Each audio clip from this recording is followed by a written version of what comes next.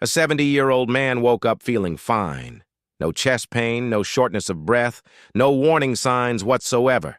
He felt good, normal, like any other Tuesday morning. He did what he always did, jumped straight out of bed, walked to the bathroom, turned a shower to cold because he'd read somewhere that it was good for you, and stepped in. 20 minutes later, his wife called 911. I was a cardiac surgeon on call that morning. I scrubbed in and I operated. Thankfully, he made it. But I've seen cases just like his that ended very differently. Very differently. What happened to him was not a freak accident. It was not bad luck. It was a series of completely avoidable mistakes. Mistakes that millions of people over 60 make every single morning without even realizing it. Today, I'm going to show you exactly what they are and what to do instead. So, why is the morning so dangerous? Let me give you some numbers first. Studies published in the American Heart Journal show that heart attacks are significantly more likely to occur between 6 and 10 in the morning than at any other time of day. We're talking roughly 40% higher risk during those 4 hours. 40%. That's not a small statistical blip. That's a pattern cardiologists have been tracking for decades. We even have a name for it. We call it the morning surge. And if you're over 60, that surge hits harder and faster with far less margin for error than it did when you were 40. Here's exactly why. While you sleep, your body runs in a kind of low power mode. Heart rate slows down, blood pressure drops, your nervous system is quiet. But the moment you start waking up, even before your eyes open, your body begins shifting gears hard. It's like flooring the accelerator in a car that's been sitting in a cold garage all night. The engine isn't ready, the oil hasn't circulated, and you're already demanding full speed. Add a few common habits most people think are healthy, and you have a recipe for a cardiac event. Here's something most people don't realize. Your stress hormones, cortisol and adrenaline don't wait for you to get up. They start rising about an hour before you even wake up. Your body is literally preparing you for the day while you're still dreaming. By the time your alarm goes off, cortisol levels are already climbing fast. Adrenaline follows right behind, and together they hit your heart hard. They do 3 things to your heart almost simultaneously. 1, your heart rate jumps. 2, your blood pressure rises. 3, your blood vessels constrict. All of that happens in minutes, sometimes seconds. Now, when you're 35, your cardiovascular system handles that surge without breaking a sweat. The vessels are elastic. The heart is strong. But after 60, the picture is very different. The vessel walls are stiffer. The system doesn't adapt nearly as fast. There may be plaque built up inside the arteries. Plaque you don't even know about because you feel completely fine. And when that hormonal wave hits a vessel with a vulnerable plaque, the force can crack it. A cracked plaque triggers clotting, and a clot in a coronary artery is a heart attack. That's not a worst-case scenario. That's the mechanism. That's what I see on the operating table. Before you've had a single cup of coffee, your heart is already working harder than an hour ago. What you do in the next 5 minutes either helps it manage that load or makes it dramatically worse. Ask yourself right now, do you know what your blood pressure is first thing in the morning? If not, that's the first thing to change. Here's one that surprises people every time I bring it up. After 7 or 8 hours of sleep, you are mildly dehydrated every single morning. No exceptions. You haven't had a drop of water all night. You've been breathing, which constantly loses moisture from your body. The result? By morning, your blood is measurably thicker and more viscous than it was the night before. Think of it this way. Imagine your heart is a pump, and your blood vessels are the pipes. When the fluid running through those pipes is thin and flowing freely, the pump doesn't have to work very hard. But when that fluid thickens, the pump has to push harder to move the same volume. Every single beat requires more effort. And thicker blood doesn't just make the heart work harder, it clots more easily. The risk of a thrombus is significantly elevated in the morning. Research confirmed that clotting factors are at their highest activity levels in the early morning hours. The timing is not a coincidence. This is one reason why strokes and heart attacks cluster so heavily in that 6 to 10 window. It's the hormone surge plus the thick blood plus the stiff vessels all hitting at once, a triple threat for any heart over 60. The fix for this is almost embarrassingly simple: a glass of water, room temperature, before anything else.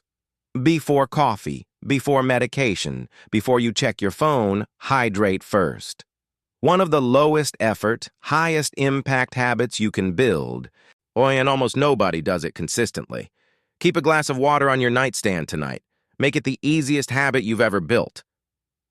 Let me be honest with you. The cold shower trend has exploded over the last few years. Social media is full of it. Guys jumping into ice baths at 5 in the morning talking about discipline and mental toughness. Cold exposure has real benefits. I won't deny that. But here's what those videos never mention. Timing matters enormously. For anyone over 60, a cold shower first thing is a serious cardiac stressor. Here's what happens the moment cold water hits your skin.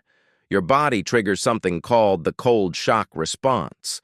Blood vessels near the skin constrict instantly to protect your core temperature. Your heart rate spikes. Blood pressure shoots up. We're talking a systolic pressure jump of 20. Sometimes 30 points in a matter of seconds. That's a significant cardiovascular shock. Now, remember where we are in the morning? The hormone surge is already pushing your pressure up. Your blood is already thicker than normal. And now you're adding a sudden violent vascular constriction on top of all of that. For a healthy 30-year-old, the body handles it. For a 65-year-old with some arterial stiffness, that spike can be the trigger. It can crack a plaque. It can cause a coronary spasm. It can provoke a serious arrhythmia.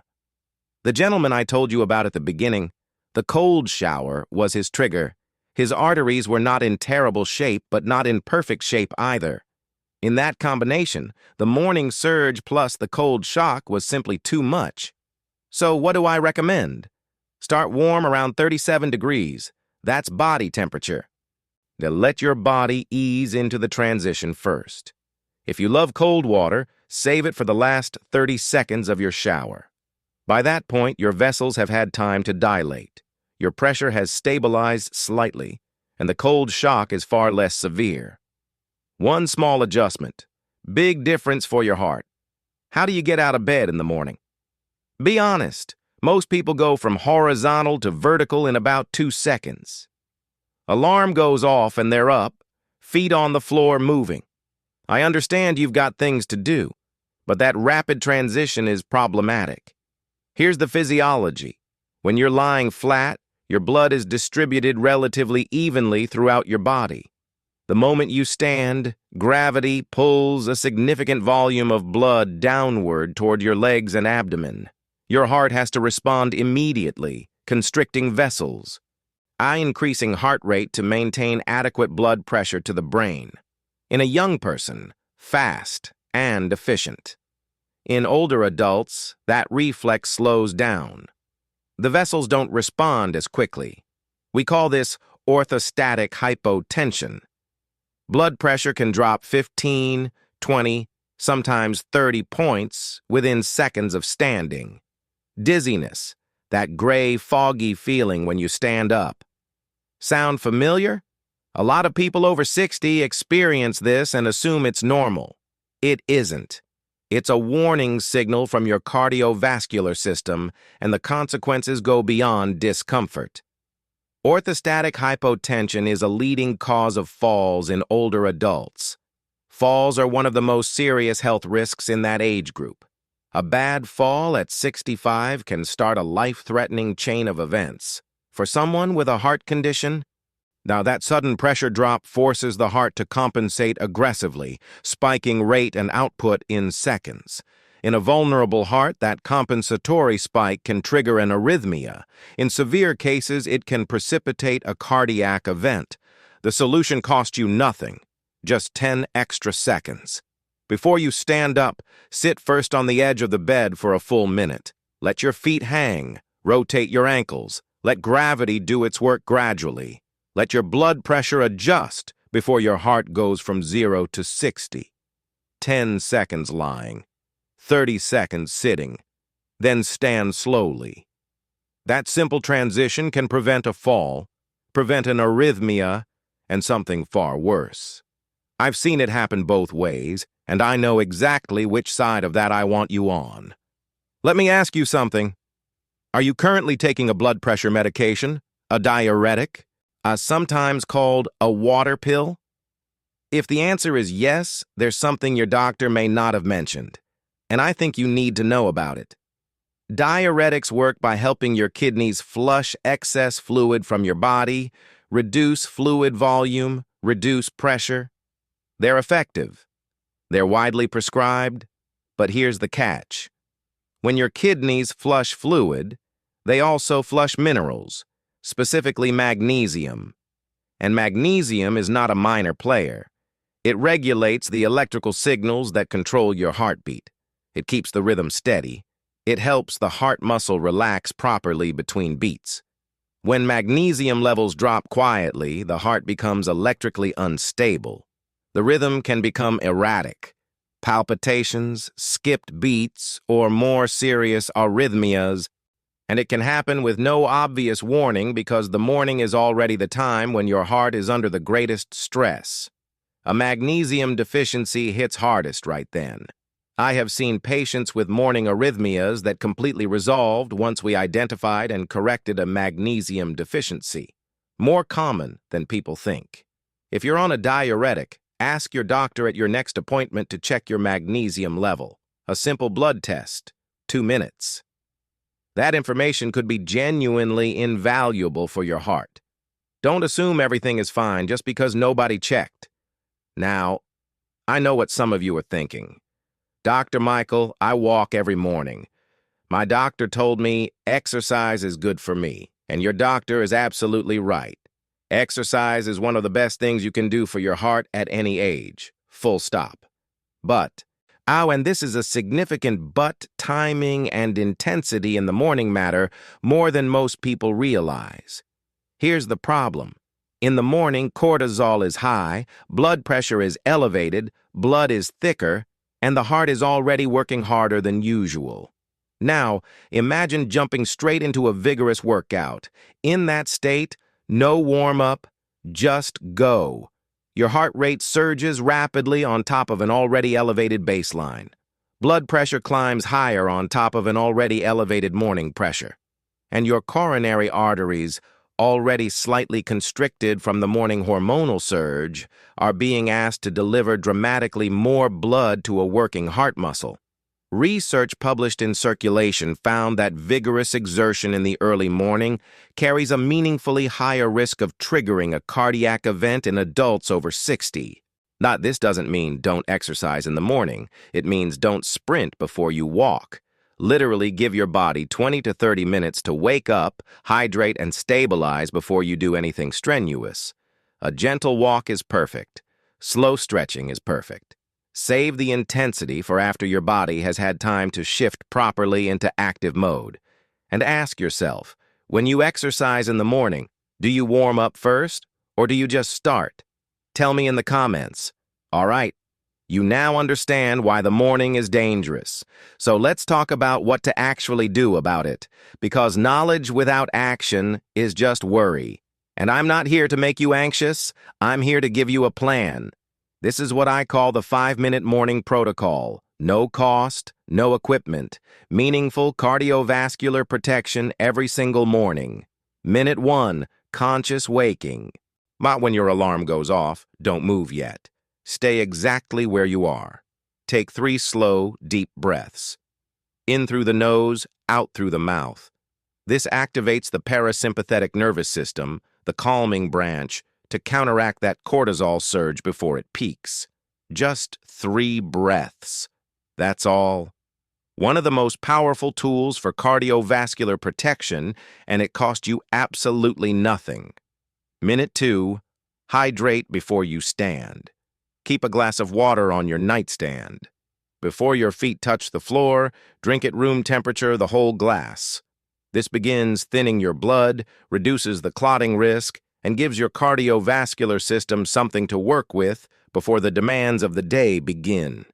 Minute 3, sit before you stand. Roll to your side, push yourself up slowly, and sit on the edge of the bed. Don't rush this. Rotate your ankles in circles 5 times each direction.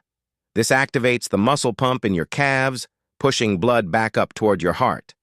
Minute 4, gentle movement. Still sitting, slowly roll your neck side to side. Shrug your shoulders. Stretch your arms above your head. You're waking up your muscles gradually, increasing circulation gently, giving your heart rate a chance to rise at a pace it can actually manage. Minute 5. Stand slowly. Place both feet flat on the floor. Press through your legs and rise at half your normal speed. Stand still for 10 seconds before you take your first step. Let your blood pressure confirm its new position before you start moving. 5 minutes. That's the entire protocol. And on the days when you do this, your heart starts to date protected, not ambushed. Here's what I want you to sit with for a moment. Everything I've described today, none of it is exotic. None of it is rare. This is happening in bedrooms across America every single morning in houses just like yours. To people who feel completely fine, who have no idea. That's the part that gets me. After 15 years as a cardiac surgeon, the cases that stay with me are not the complicated ones. They're the preventable ones. The 68-year-old retired teacher who had a cardiac event getting out of bed on a Wednesday morning. The 71-year-old grandfather who stepped into a cold shower and never stepped back out. These were not sick people in the traditional sense. They were people who didn't know what I'm telling you right now. And here is the most important thing I'll say in this entire video. The morning danger zone is real. The research is unambiguous, but it is also one of the most manageable risks in cardiovascular medicine.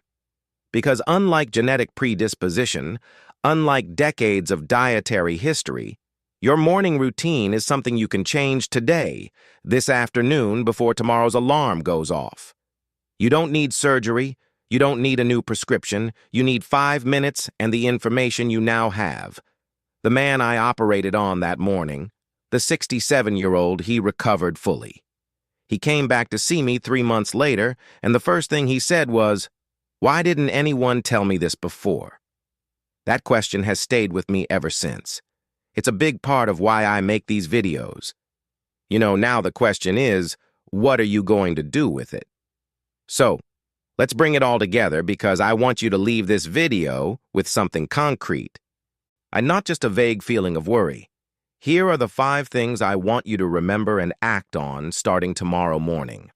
First, before you move a single muscle, take 3 deep breaths. Let your nervous system ease out of sleep mode before your heart is asked to perform. Second, drink a full glass of water before your feet touch the floor. Keep it on your nightstand tonight. Make it the easiest habit you've ever built. Third, sit on the edge of the bed for a full minute before you stand. Rotate your ankles. Let your blood pressure find its footing before you do. Fourth, if you're on a diuretic, ask your doctor to check your magnesium at your next visit. 1 blood test, that's all it takes. Fifth, if you exercise in the morning, give your body at least 20 minutes to wake up before you raise your intensity. A walk before you run in every case.